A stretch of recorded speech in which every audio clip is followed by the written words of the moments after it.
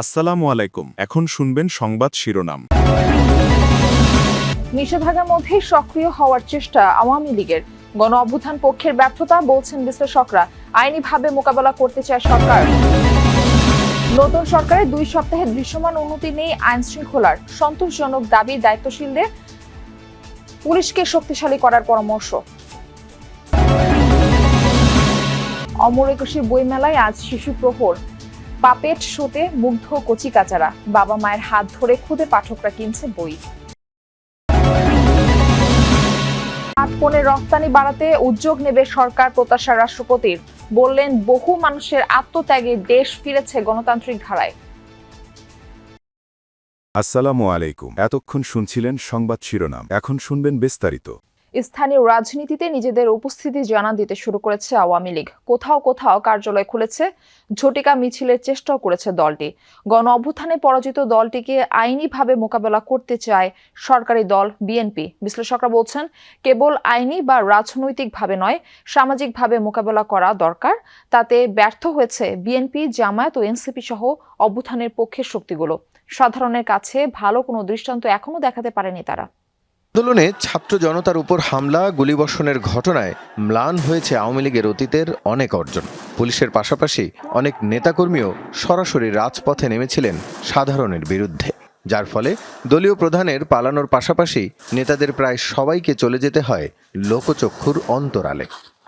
গণ অভ্যুত্থানের পর অন্তর্বর্তী সরকার কার্যক্রম নিষিদ্ধ করে দলটির। তার মাঝেও নিরবচ্ছিন্নভাবে ঝটিকা মিছিলের চেষ্টা করেন কেউ কেউ।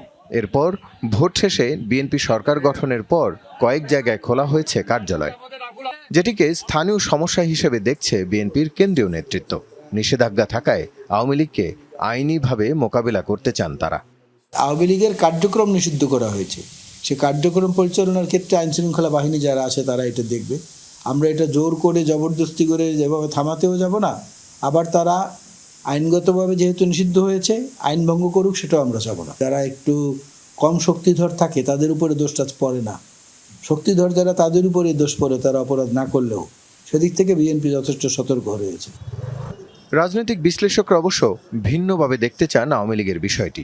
তাদের মতে কেবল আইনিভাবে মোকাবিলা করে জনমানুষের কাছে দলটিকে অপ্রাসঙ্গিক করে রাখা যাবে না। এত বড় অভ্যুত্থান ও গণহত্যার পর সামাজিকভাবে দলটিকে মোকাবেলার প্রয়োজন।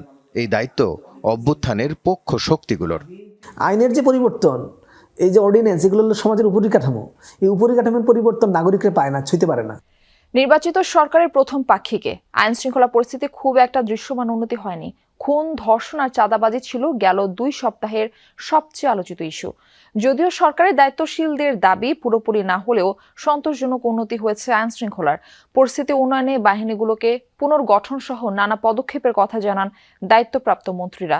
প্রকাশ্যে পুলিশের উপস্থিতিতে চট্টগ্রামে ব্যবসায়ীর বাড়ি লক্ষ্য করে সন্ত্রাসীদের গুলি, তাও আবার এটি প্রথমবার নয়। এমন অবৈধ ভারী অস্ত্র খুব একটা চোখে পড়ে না।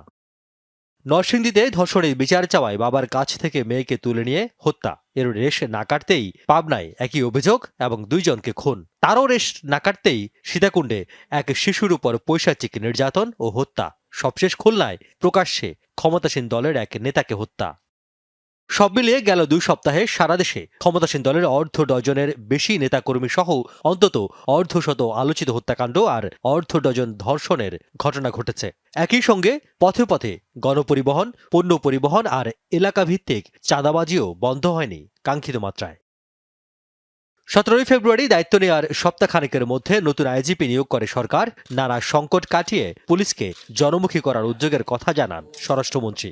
কাদের কি সমস্যা আছে, টেবল অফ অর্গানোগ্রাম, ইকুইপমেন্টস ইত্যাদিতে কি আমাদের প্রয়োজন আছে, কি কি ডেভেলপমেন্ট প্রজেক্ট নেয়ার প্রয়োজন আছে, এগুলো নিয়ে আলোচনা করেছে এবং নির্দেশনা দিচ্ছি।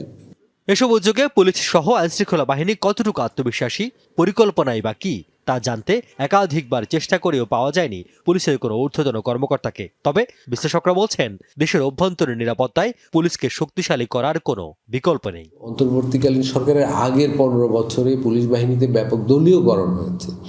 সেইখান থেকে এই বাহিনীকে উদ্ধার করা খুব সহজ নয়। আবার পুলিশ বাহিনী সংস্কারের যে সংস্কার কমিশন হয়েছিল তারও তেমন কিছুই বাস্তবায়ন হয়নি। বিএনপি বলেছে যে তারা এই বাহিনীর সংস্কার করবে, সেটাও কতদূর করবে এবং কতদিন লাগবে সেটা এখনো অনিশ্চিত হয়ে আছে। পুলিশকে যদি আমি ফাংশনাল করতে চাই এবং ইফেক্টিভ করতে চাই, এর মধ্যে দুটো কাজ করা একান্ত জরুরি। একটা হচ্ছে পুলিশের একটা মানে স্বাধীনভাবে কাজ করতে দেয়া, এবং সেই স্বাধীনভাবে কাজ করতে দিলেই হবে না, স্বাধীনভাবে কাজ করতে দিতে গিয়ে যারা প্রফেশনালি সাউন্ড এবং যারা স্কিলফুল এবং যাদের সত্যিকার অর্থে প্রফেশনালিজম আছে, পেশাদারিত্বের সহিত। শুক্রবার ছুটির দিনে শিশু প্রহরকে ঘিরে জমে উঠেছে অমর একুশে বইমেলা। সকাল থেকে শিশু প্রহরে ক্ষুদে পাঠকদের আনাগোনায় মুখর হয়েছে সোহরাওয়ার্দী উদ্যানের মূল প্রাঙ্গণ। হরেক রকম বই কেনার পাশাপাশি পাপেট শো সহ নানা আয়োজনে মেতেছে শিশুরা। পাপেট শোর মাধ্যমে শিশুদের বার্তা দেওয়া হচ্ছে বই পড়া আর ভালো কাজের। বায়োস্কোপে দেখানো হচ্ছে শিক্ষামূলক নানা গল্প। শিশুদের নিয়ে পরিবারের বড় সদস্যদের পদচারণায় উপভোগ্য হয়ে উঠেছে মেলা প্রাঙ্গণ।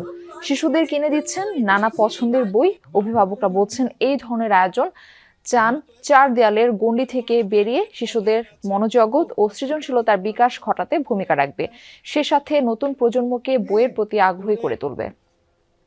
পাপেট বলেছে শুধু পাপেট দেখলেই হবে না, বই কিনে যেতে হবে, বইও পড়তে হবে, সবকিছু কিনতে হবে। আর আমার এখানে এসে অনেক ভালো লেগেছে। বাবা আমাদের বলেছে আমরা সবাই একসাথে মিলেমিশে থাকবো, সবাই অনেক আনন্দ করব, বাবা মার কথা শুনবো। আমরা অনেক গল্প শুনেছি পাপেটদের কাছ থেকে, এছাড়া অনেক বই মেলায় বই দেখেছি। এখানে বাচ্চারা আসলে অনেক কিছু শিখতে পারে, অনেক বিষয় জানতে পারে, ওরা বইয়ের প্রতি আগ্রহ হয়, পড়ার প্রতি আগ্রহ আসে ওদের। জাতীয় পাঠ দিবস উপলক্ষে 9 দিনব্যাপী পাঠ ও বহুমুখী পাঠপণ্য মেলার উদ্বোধন করলেন রাষ্ট্রপতি মোহাম্মদ শাহাবুদ্দিন। অত্যাধুনিক প্রযুক্তির মাধ্যমে পাঠের বৈচিত্র্যময় নকশায় গুরুত্ব দেওয়ার আহ্বান জানিয়েছেন রাষ্ট্রপতি। সকালে রাজধানীর ওসমানী স্মৃতি মিলনায়তনে ছিল এই আয়োজন।